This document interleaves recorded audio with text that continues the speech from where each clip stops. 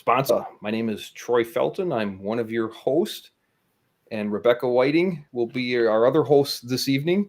Before we get into our actual topic here with our guest, Cara Schulz, I would just like to give a couple announcements. The first announcement is our affiliates have a couple meetups coming up here. The CD3 affiliate meetup will be held on June 26th at Full Tilt Tavern. And on June 26th as well, we have the Minnesota Valley Libertarians June meetup, and that's going to be at Polietto's Pizza. So if you would like more information about those events, please visit our website at lpmn.org, and you can find that information under the events tab at the top. One other exciting bit of news is we have two new affiliates that have joined us, one up in Duluth and one in Rochester. So if you're in the Duluth or Rochester area, please go ahead, check out the website and get involved with the affiliates. And now, Rebecca and Cara, how's everybody doing? Good. Excellent. It's a little hot here. How is it down there? Really, really hot. Yeah, it's probably hotter there than it is here. And I get a lot of solar gain from all the windows in my store, and the air conditioner is just like. Yep. So if I look flushed. Well, we don't actually have air conditioning in the north so much, so I'm like, oh, we can get through this. It's just a few days. So tonight we're talking about politics, which, I mean, obviously because we're a political party, but specifically because you, Cara, are the political director. And so we were going to, talk a little bit about the challenges that the party is going to be facing in short term and long term.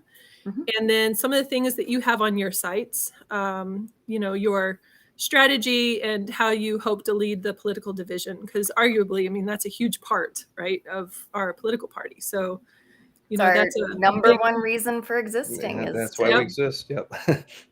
Run candidates and win. Yeah. So Troy asked me an interesting question. I was like, oh, we hadn't actually ever asked you this, but initially, obviously you're a libertarian now because you're part of the party. But how did you get to this point in your life? Like, what was the kind of the flow of that? How did you get to where you are now in your thought process and your your philosophy, I guess? Okay. So I had for a long time considered myself a conservative, but not a social conservative. My idea was I actually really, really believed that government should be extremely limited, right? And that power should be held as close down the chain as possible rather than top down. And it was very frustrating because, of course, you think you're one thing and then you're looking at these candidates and electeds and they're doing nothing like that. Like they might as well have been batting for the other team because like it was the same crap. Like it was just a slightly different flavor of the same crap. It was, we want to expand government. We would like to expand it this way and we would like to expand it that way. And and so it was very frustrating for me. And then I was, I knew about, I guess, philosophers who would be in like what would be considered in libertarianism. And some of those went back to like French philosophers. Some went to some of the Greek philosophers when the demos was like first forming as a democratic entity. And American writers, like all that kind of stuff, right? So I was entering in through there. And then before the 2008 election, I was working in downtown Rochester, and the view that I had was right down like the main street. And on the corner, there were people holding up signs for Ron Paul. And I was like, you gotta be kidding me. What's going on?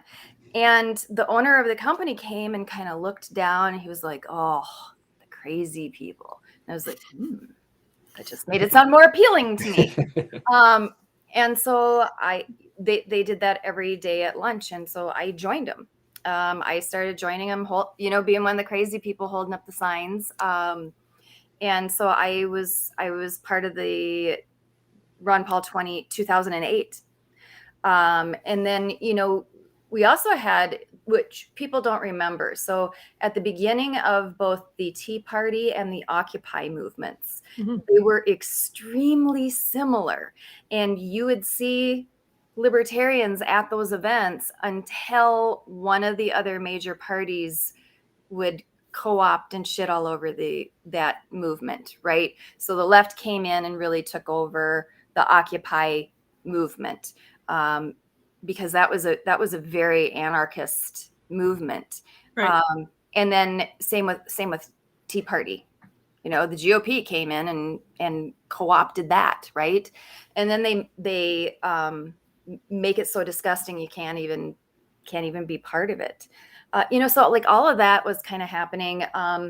But by the 2012 election, I heard Gary Johnson debating for the GOP nomination. And I was like, that's the sweet spot. That is magnificent.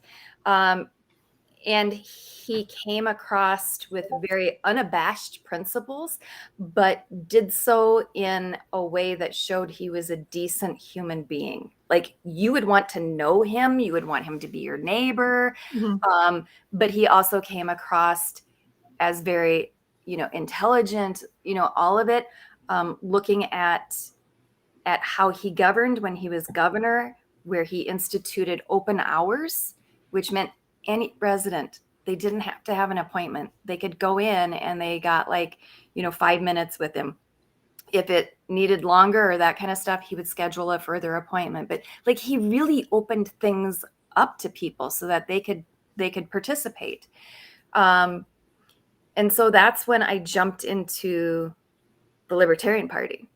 I came on board with his campaign. I was like, that's my candidate. I will follow him wherever he goes. And so I joined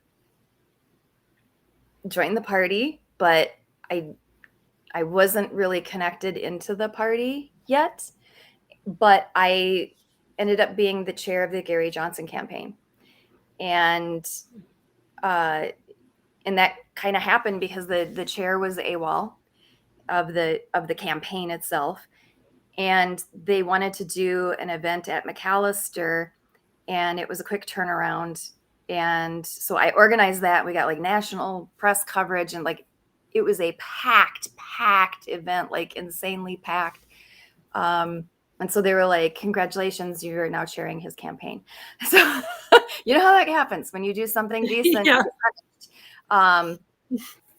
Yeah. And that was just a fantastic campaign experience. And we brought on a lot of people through that campaign that were able to jump LPMN to where it is now.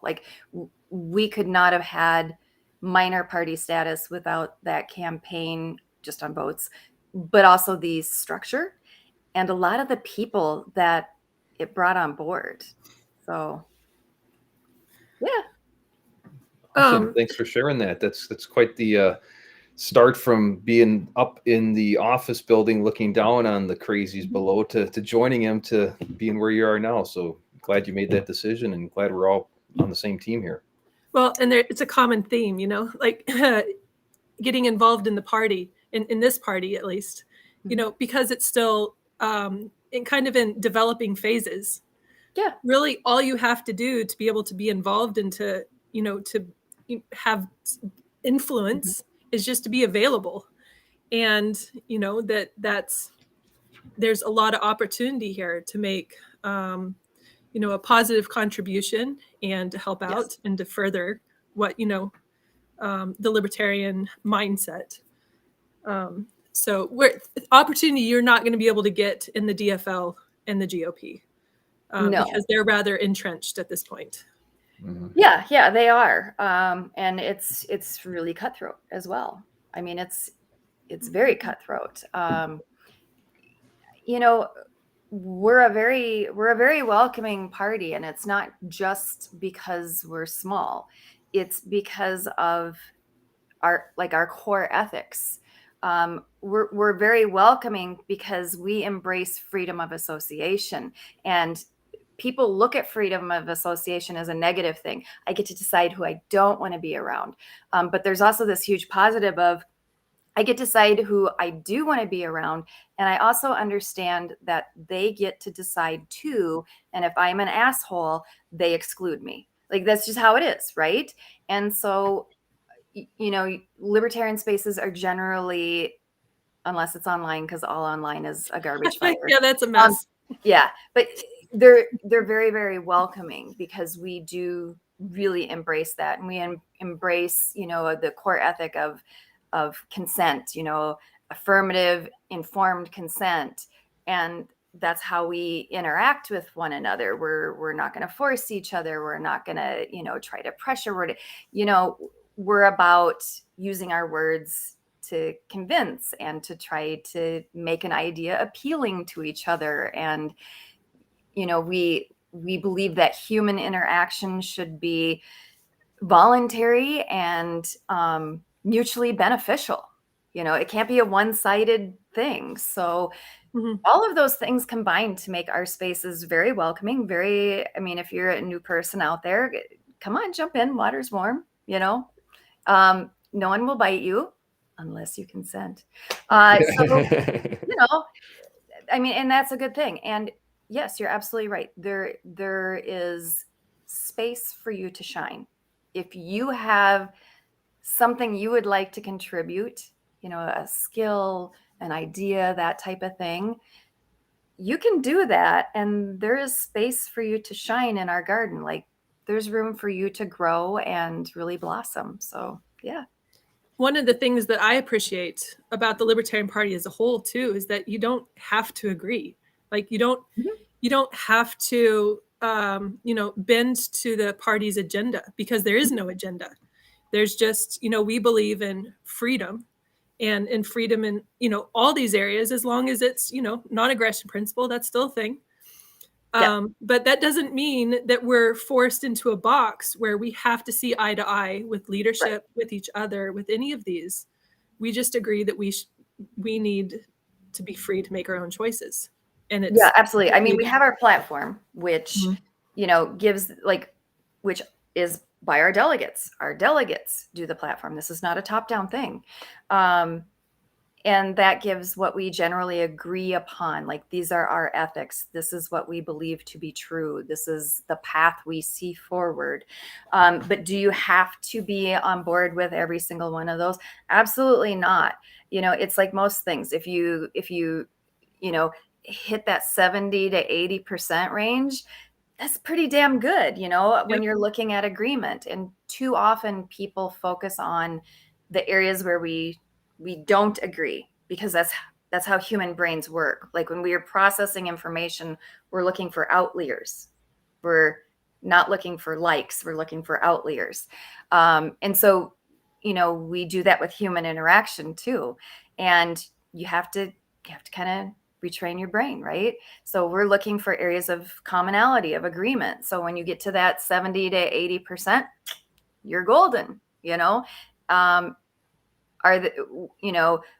we make a sport out of hashing over the minutia in that other 20 to 30%? Sure. But that's because it's fun. That's because We'll say there's some people that enjoy that sport more than others. Yes. And for some people, it's, a very genteel sport. And for others, it's, a little more bare knuckle, but, Yeah. Yep. I was just thinking of like Irish boxing when I was thinking of how some people approach this, just very, even in my marriage, I mean, we don't agree all the time, and, it works out. So it's right. Because you have some main underpinning core ethics, right. And that's what holds you together. Yeah. And that holds you together in a marriage, and it holds you together in a political party. Right.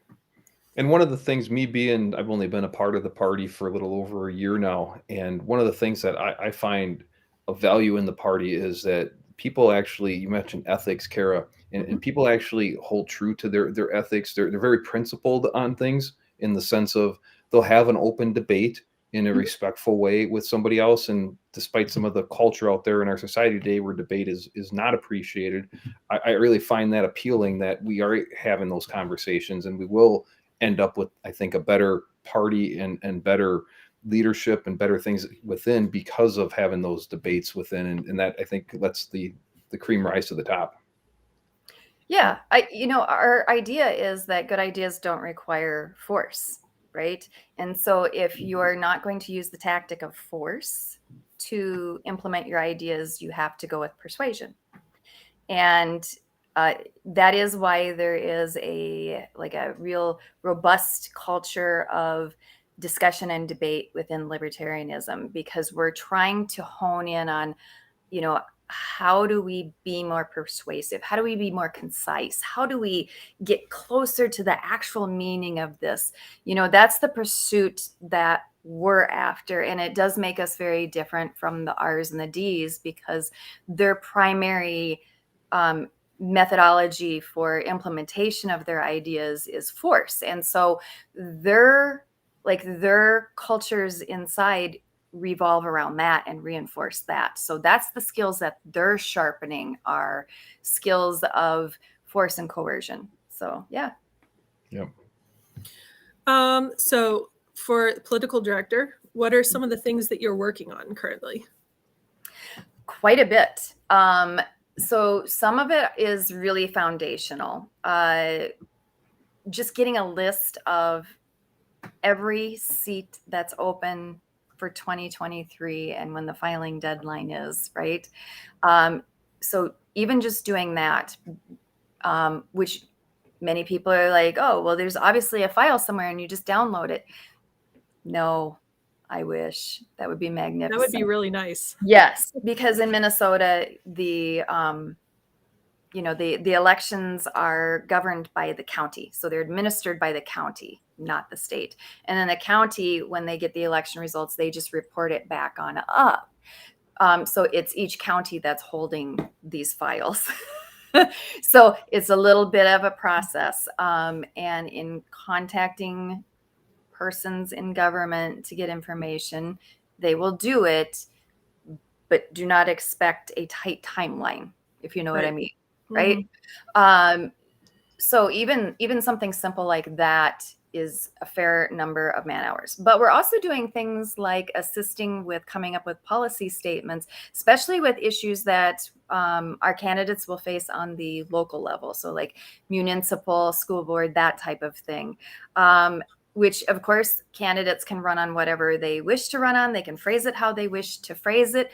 But so often candidates ask, I'm having trouble coming up with a way to say this. Is there at least something I can look at? And then I could customize it for myself. So we would like to get to that. And we would like to do that using examples from other elected libertarians. So not only can we say this is a policy position, but we can say it's been implemented and it has gone favorably, right? So that's always a plus when you're talking to voters. Other things that we're looking at, so we have a candidate guidebook, but it's more of a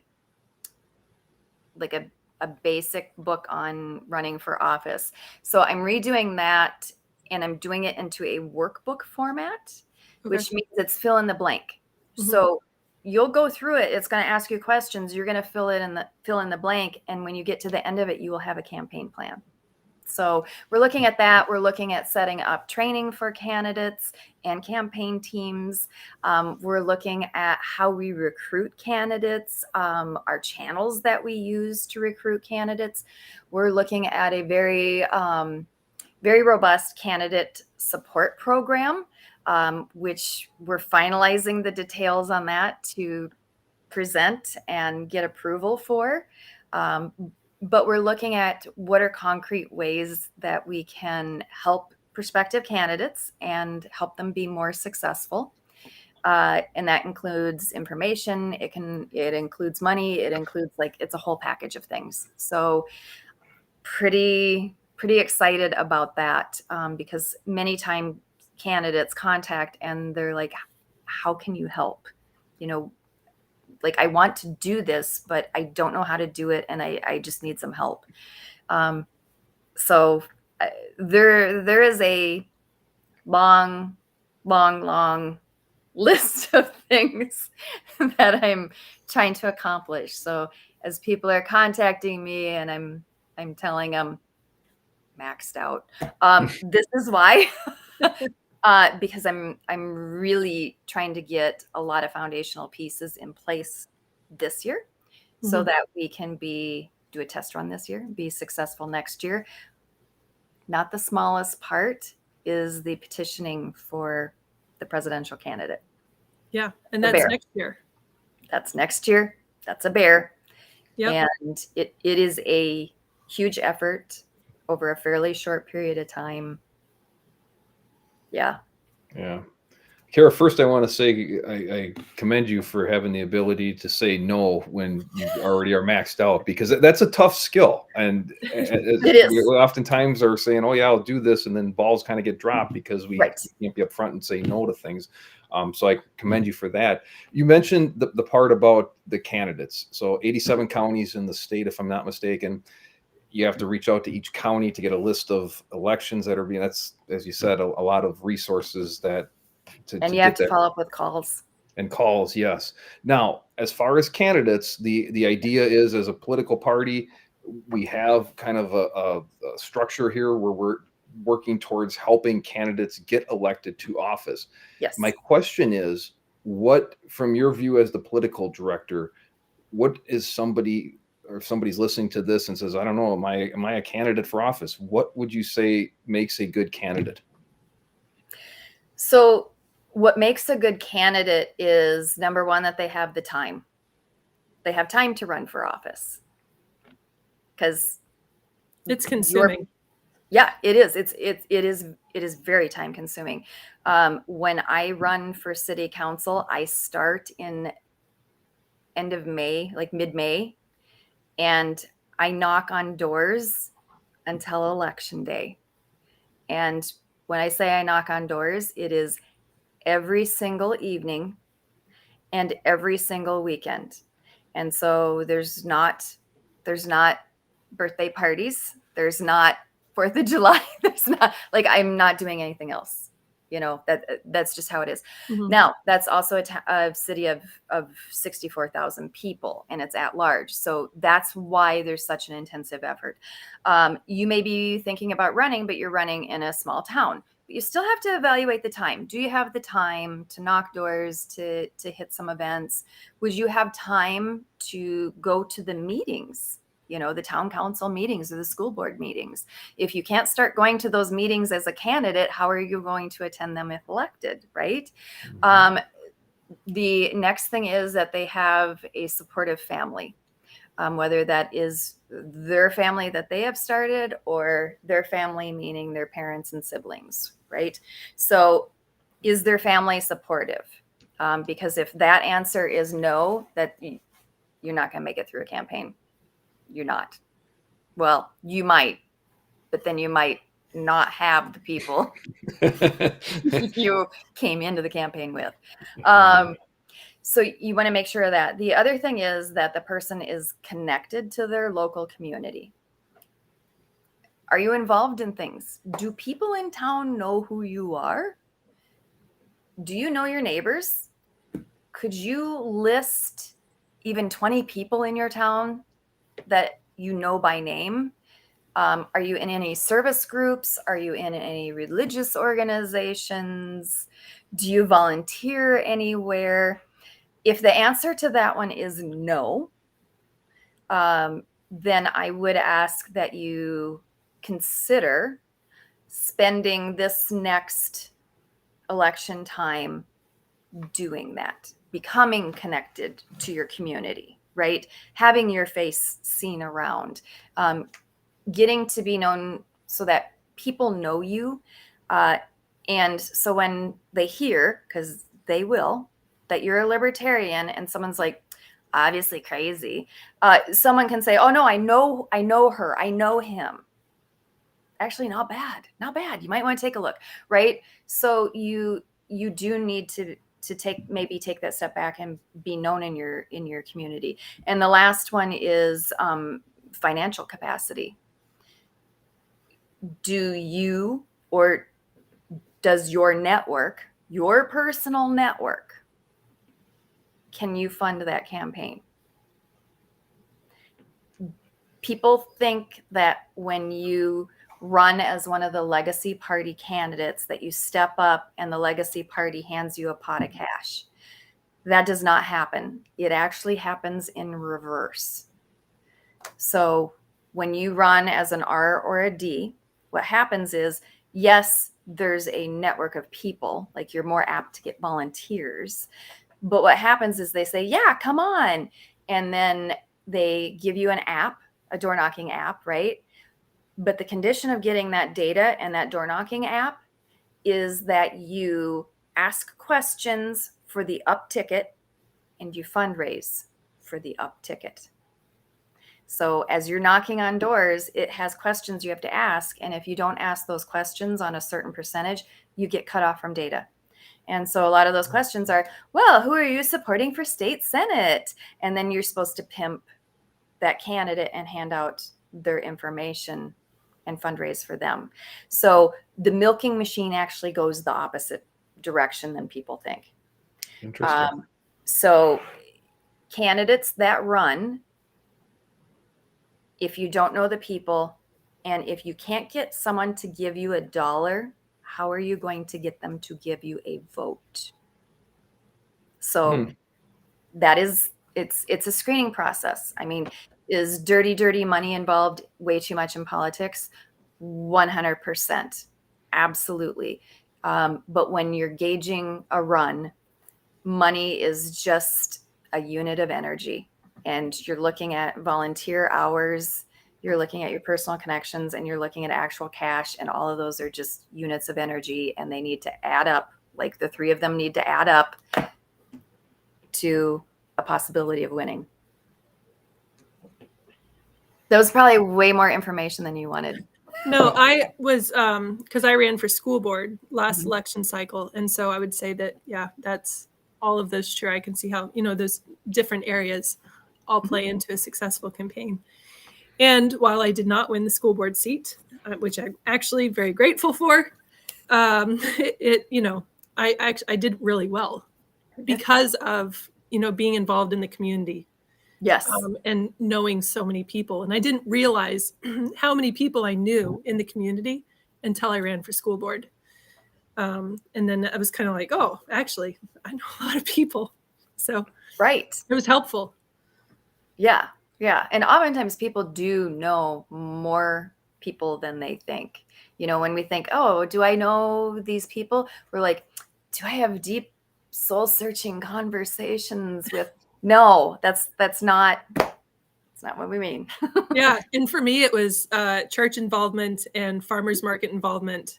Oh, yeah. And, just things like that, living in the community for 10 years. And yeah, those are all hub of the community type things. Yeah. Yep. Yeah. That's what it was.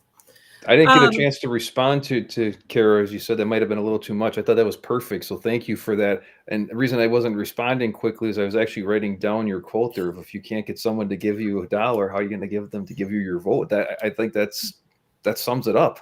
It's a libertarian concise right there. Yeah. Yeah. Well, and I get questions a lot on fundraising. Fundraising is difficult for people, and it's difficult because they don't ask. If they would ask, it would be much easier, funny enough. But I find it strange that people are perfectly comfortable asking for hours of another person's life, meaning to volunteer. Could you do this? Could you do that? Could you do this? Could you help me? Could you, right? Completely feel fine asking for minutes and hours of someone's life that they will never get back, ever. But squeamish asking for like $10, $20, $100, which 100% is going to be replaced. Mhm. You know, so again, people have to shift their thinking. And, you know, when I help candidates, we role play, but we also go through on shifting that. And I also tell people, we really believe in consent, right? We're back to that. We believe in consent. Why are you making a decision for someone else? Don't do that. Give someone the opportunity. That's all you're doing. You're not pressuring them.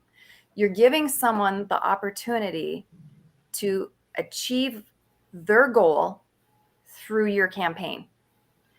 And maybe they don't have time, but they have money and they would prefer to do that.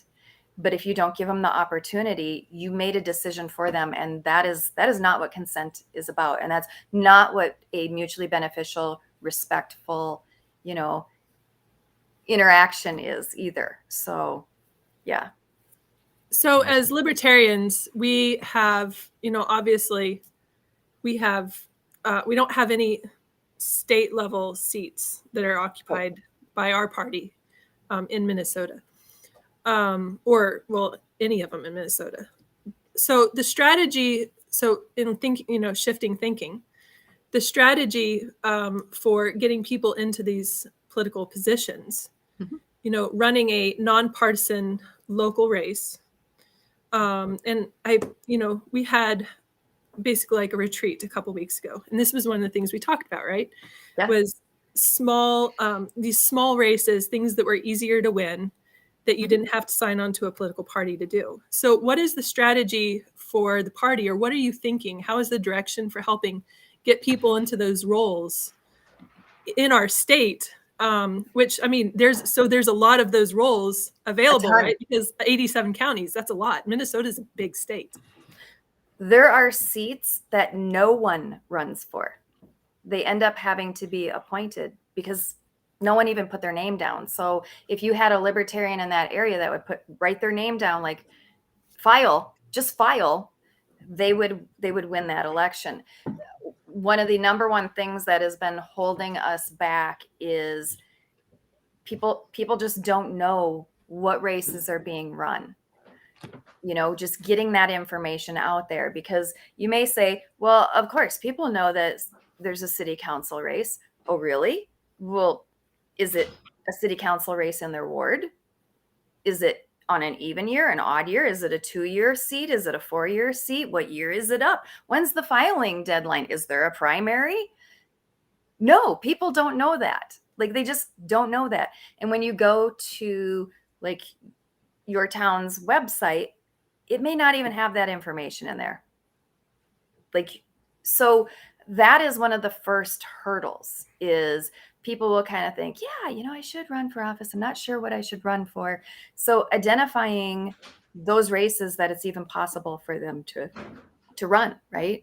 And then the other thing is, people are more familiar with state rep, state senate, U.S. Senate, governor, like, you know, all of those types of marquee races. But there's a lot of other seats as well. Yes, there's county commission, but there's also soil and water. Like, there's these hidden little very powerful positions no one runs for. The incumbent's been in there forever. No one even knows who that person is, because they're usually pretty introverted. So if you campaigned, like, you could grab that seat, right? So getting the information out about what seats are even available to run and when, and letting people know, right? We have to do a better job of that. Number 2 is helping people who do want to run identify what their goal is and help them achieve that goal. If someone is interested in winning office, right? They want to win office, and they have the choice between Orinoco City Council or state senate, and their main goal is, I want to win elected office so I can affect policy, they should probably go for Orinoco City Council and not the state seat, right? So it's also helping potential candidates identify their goal and see their goal clearly and find out more about these positions.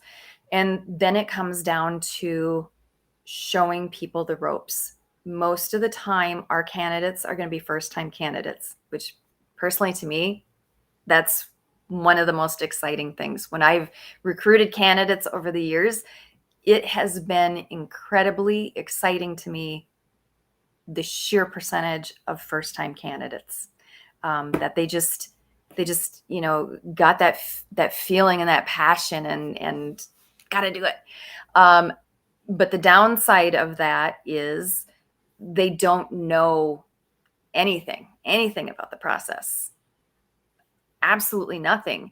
And so it is a lot to learn in a really short period of time. So how do we do that effectively? And that's also what we have to get better on and get our processes and be able to do. If we do that, if we do those things, we're going to see a higher win percentage. Yeah, Sure. I went to my, because I live in rural Minnesota, right? So we have township boards. And I went to our township meeting. And it was funny because I walked in and it was actually packed. And I was a little surprised because, I was under the impression that nobody went to their township board meetings. But Depends the room on the was meeting. packed. Yeah. And they were all there to complain, basically. That's why they were there. And so the township board went through all the guests individually to find out why they were there. Yep. And all of them, 100%, except for me, were there to complain about the roads. Roads. Yeah. So when they got to me, they were like, and why are you here? And I was like, well, I'm actually just here to observe. I'm just going to watch. And one of the guys immediately stood up and he was like, that's a future township board member. Do you want a job? He was like, you can have my job. And I was just like, I'm kind of booked right now. Like, I can't, but the willingness of people to take those positions is you just need to step in and say, hey, I'm willing to do this, especially in a township board, they're elected positions also, right? Yes. So, and they have there can be a lot of policy changes in the township. Yeah. Huge. Yeah. I think so. The more local you get, the more government affects people in their everyday life, like down to where can you put your garbage can, right? Oh, yeah. All those little things that drive you freaking nuts, right? Yeah. So it is a really good area to get involved. And one thing that I've seen time and time again is thoughtful candidates who run a tough race, but they run an ethical campaign. Even if they don't win the seat, they often, and I mean extremely often, get asked right after the election to join a commission or join some other part of that policy-making body. Also, what I've seen happen is shortly after the election, one of the newer people gets on there and they take a look around and they go, oh my God, I am in hell. I resign. And there is a large percentage of your first time elected that do that within their first year. And what they'll generally do is they'll hold a special election or they may appoint. And if they appoint, a lot of times they appoint the second person, like the runner-up for that seat. So, hang in there. Hang in there. Cara, one of the questions that I've been puzzled about with the party, as far as what I've seen from a strategic point with candidates and gaining visibility for the party, is we've seemed to focus on those local ones. And I 100% agree with what you said, that those are the positions that affect your everyday life. However, they're nonpartisan positions in Minnesota. They are. Yes. So how does that help get more notoriety for the party and advance the party when the positions are not an L behind the candidate's name? Right. So every time the person's name is mentioned, it doesn't have the little parentheses with L, right? So how you do that is a lot of times it is done for you. About about 30% of the time when the newspaper covers anything about me, they put Libertarian.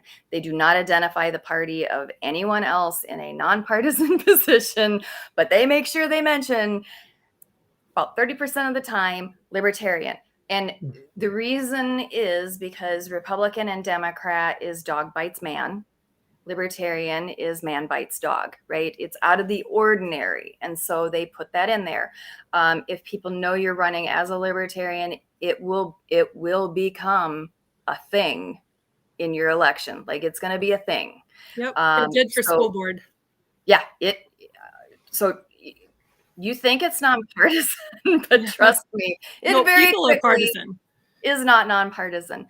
But the other thing that it does is, as you are then elected and you're in office and you're proposing things, you're able to say them in a way that is conforming to libertarian ethics, right?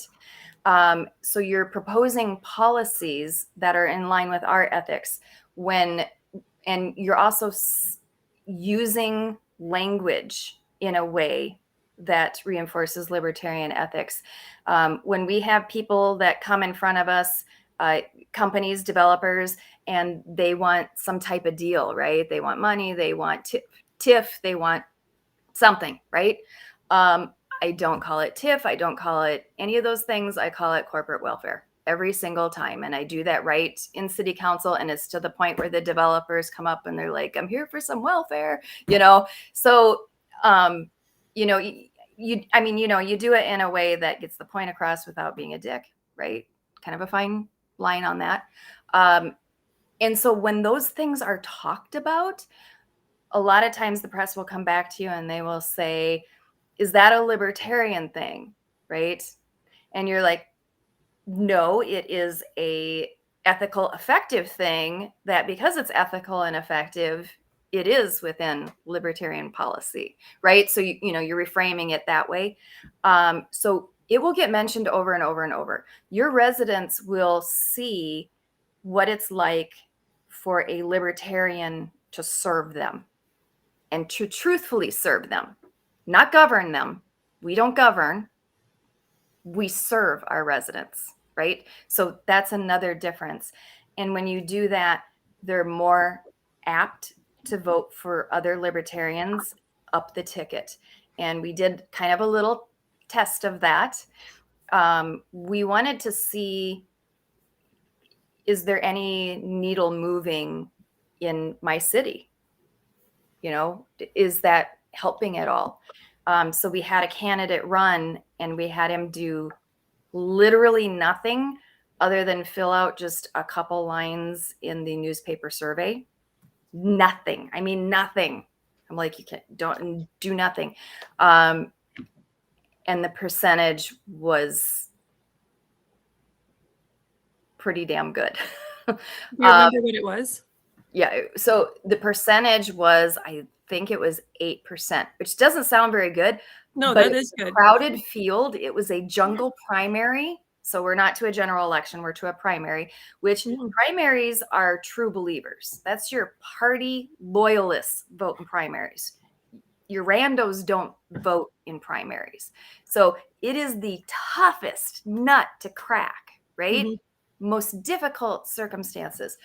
So to hit an 8% in a jungle primary, and by jungle, I think we had over 8 people running for 2 seats. Many of them very well known, and 2 of them incumbents. That was phenomenal. And it was markedly higher than the last time that we had done that experiment. So it was at I think 3%. So in just a few years, that needle did move. So don't worry that it's nonpartisan. I get what you're talking about, Troy. And there is a reason to run different candidates at different levels. They all have a purpose. If someone wants to run for state rep or state senate, there is a purpose to that. And there is some real good that you can do. Same with our ballot access races. They serve a very specific purpose, right? When we're looking at state rep and state senate, that's about information. that is getting information out about what libertarianism is, what our ideas are, what our solutions are, how we can make their lives better. And it's also information flowing back our way as well. Who out there is open to that idea? Could we locate and find more libertarians? Could we find people who are interested in voting for libertarians? How do we capitalize on that? So trust me, there's reasons to run at every level. We just have to be smart about matching the reason and the goal to the office level and make sure that they match. I love that, and especially that the purpose for the position that's key. And I know we're running close to our end here, but one of the things that I did want to ask was in regards to, and you brought up petitioning as the purpose of that position, and with minor party status, major party status. Could you address some of that here and the importance of that in the upcoming 2024 race? Yes. Races? So we are a minor party. We are not a major party. And the major parties, primarily the DFL, but in other years, it's been the GOP that's tried to screw us. But the DFL was successful in it. And they raised the vote total that you have to get to 8%. So before, we could have been a major party if we had a candidate break through the 5% threshold in vote. The closest we came was a Gary Johnson run. Now it's 8%. And it's not just 8%, like, because people are like, oh, well, you should easily be able to get 8%. Okay, well, you have multiple emerging parties trying to get that vote. Mm-hmm. So now say you have 3 or 4 of them. It's not 8%. You're looking at getting close to having to take a plurality of votes or a half of votes or a large minority of votes away from the 2 old parties, right? The 2 legacy parties. So that is extremely difficult. So yeah, that sucks. The other barrier that we have is to get our candidates on the ballot in a partisan race. They have to gather petitions. They have to do so within their area, and they have to do so within a very tight window. This is not easy. It's difficult to get the signatures done. They have to be done perfectly because, trust me, the old parties go through and scratch. I don't like that one. That one, I can't read that one, And so you have to like fight to keep every one of them on there. So it's extremely difficult, and it does a couple things. Number one, it bleeds us of time and volunteers. So you can't jump into the campaign because you have to wait and do the petitioning. You can't even like get the petitioning done in January. Like, oh, I want to get it done in January so I can get a start on my campaign. No, you got to wait until they give you your window. Yeah. So everyone else is out campaigning, meeting voters, getting votes, and you are trying to wait to do your petitioning. The other thing it does is now you have volunteers who are not knocking on doors, and you are not knocking on doors saying, hey, this is me, vote for me. The number is too overwhelming to gather signatures going door to door. You can't do that because some people are like, well, you just get the signatures and get the votes. You can't do that. You have to do a different tactic to get the number of petition signatures within that narrow window. So your volunteers are now spending their time getting petitions. And so by the time you are able to get to door knocking, which you will have to hit 3 times as hard with 3 times the number of people because you've had to delay, your volunteers are now burnt. They're crispied, right? They're crispied from that petitioning effort because it is difficult, stressful. And you feel like you feel like you've been run over by a Mack truck when you get done. Like you hand in those petitions and you're just like, oh. So that's purposeful on the part of the two old legacy parties to do that. They're trying to create as many barriers to entry as they can to protect their power. So they use their power in their position as electeds to protect their power. What a shock. And if I'm not mistaken, that time frame for the petitioning, I believe that falls over Labor Day. Memorial Day. Memorial Day, sorry, Yep, Memorial Memorial Day weekend. Yep. Yeah, Yeah. where a lot of people are out doing other things, not around. Exactly. And it's not like your volunteers are like, I know what I want to do for Memorial Weekend. Yeah. Yes. Go to door and beg for signatures. Yeah. Yes. Please, sir, may I have a signature? Yeah. Mhm. I wanted to ask you before we run out of time. So the Libertarian Party on the national level has a couple of people that have claimed that are, obviously running for the presidential nomination through the Yes. party. Yep. Chase Oliver from Georgia and Mike Tremont. I don't remember what state he's from. Is it Florida? New York or New Jersey? One of those. Or is it somewhere? Anyways, doesn't matter. It's national. Yes.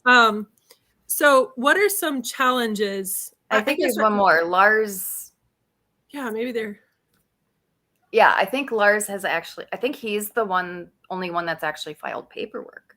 Oh, okay. I think others have announced, but I think he has actually filed his paperwork. Okay. So what are some those people individually? What are some of their, I guess, strengths and weaknesses they're going to have to face?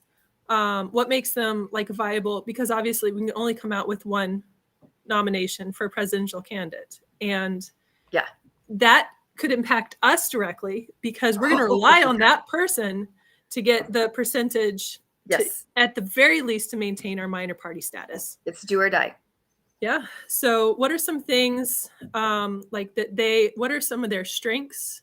How would they, how well would they perform? What are some things they're going to have to face in Minnesota specifically?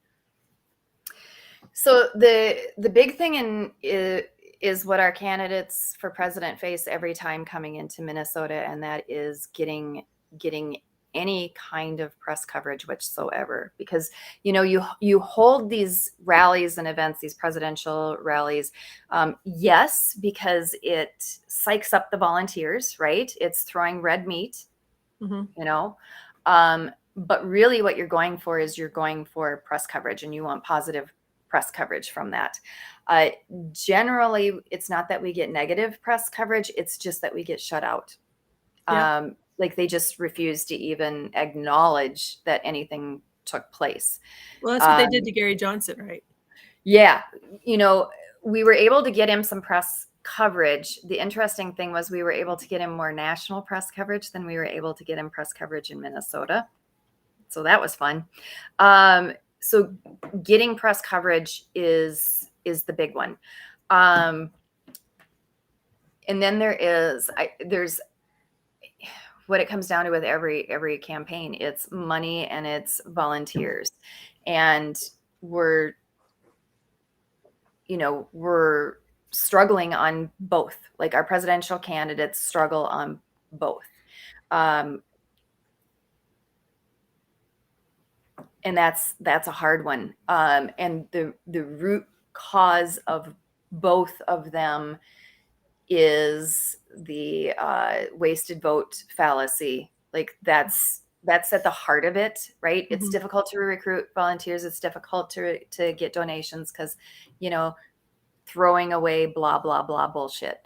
And there's even a step back cause on that. So human beings make decisions it's either a decision, habitual decision, which then, you wear grooves in your brain, right? So it can do shortcuts and it sits in the back. Or when you're confronted with a new decision that you have to make, that's a frontal cortex decision. And so people get in the habit of voting for a particular party. And so it becomes the decision back here in the animal brain. You cannot logic anyone out of that. Once the decision-making process is back there, you cannot logic it out. You can only push it into now a frontal cortex decision through some pretty passionate emotion. So, and that's difficult to do, especially when you're being ignored by the media, right? Well, and that's very intentional on their part. It is. Yeah, it is. And if you think that journalists don't have a home team, they absolutely do. Every single one of them has a home team. Even the ones that try very, very hard not to allow bias to creep in, it's just not possible. Right. I was just, as you guys were talking, I checked out to see who the candidates were for 2024, and I haven't been on the site before, but it's Patty for Liberty. And she's got the Mike Termott and Lars Mapstead, I believe is how you say it. Yep. And then Chase Oliver is listed on here. And then some hopefuls, I think these are more. Justin Amash is listed on here. Dave Smith is listed on here. But I hate to break people's hearts. They're not running. Yeah. You heard it here first. Cara, as far as one thing on the national level with the LP, that's a little bit different, I think, than some of the other parties. And correct me if I'm wrong, I'm a little new to this, but the president and the vice president candidate picked separately? Yes. Okay. Can you tell just a real quick how that works? They are counted as utterly separate elections. So the presidential nomination is decided first, and they do it how they have the full list of candidates, right? And then the bottom, if someone does not get over 50%, right, then the bottom one drops out and you re-vote. It's not retallied. Okay. Everyone gets to re-vote again because that allows people on the floor to have discussions with one another in between votes, right? And the same exact thing is done for vice president. And they do that because a lot of times candidates who did not get president will then go on to the vice president ticket, right? They'll vie for that nomination. And then the voting is done the exact same way. There are times where a presidential candidate that achieves the nominee will express a preference. And there are times when they do not. Joe Jorgensen purposefully did not express a preference. I think it was common knowledge who her preference was, but she refused to say in public on the record who her preference was. Gary Johnson did a preference for Bill Weld, made a personal appeal. I can't remember if he did for Judge Gray because that was his vice presidential running mate in 2012. I don't remember that, so I shouldn't. So do you remember who Joe Jorgensen's preference was? Because Spike Cohen ended up running with her. Yes. It was Mons. Okay. Mm-hmm. Okay. Yeah. And I don't think I'm speaking out of turn on that. I don't think she'd be angry with me. Yeah. You know, I mean, she's happy with how the campaign turned out. I think the delegates were pretty happy. So, you know, but I can definitely see why Mons would have been a very appealing vice presidential candidate. Yeah. So, yeah. I mean, most of the candidates have pluses and minuses, right? Yeah. So. Yep. Well, I mean, it worked. We didn't win a libertarian president, but it could have, you know, at least for us, it helped us keep our minor party status. Yes, it did. So. Absolutely, it did. We are just about out of time. So I wanted to tell you, thank you for coming on. That was a very quick hour, I think. I felt like it flew by. Fast. Very Looked informative. up at the time, I was like, oh, shoot. Well, and Cara, thanks for sharing. You got a wealth of knowledge, so thanks for sharing that with us. And I'm looking forward to seeing the great things that this party is going to be doing here. Yeah, look out. Yep. If you would like to join the party, lpmn.org, just go and, you know, look up membership information, and that's where it all comes to. And help us out. All right. We will see you guys next week.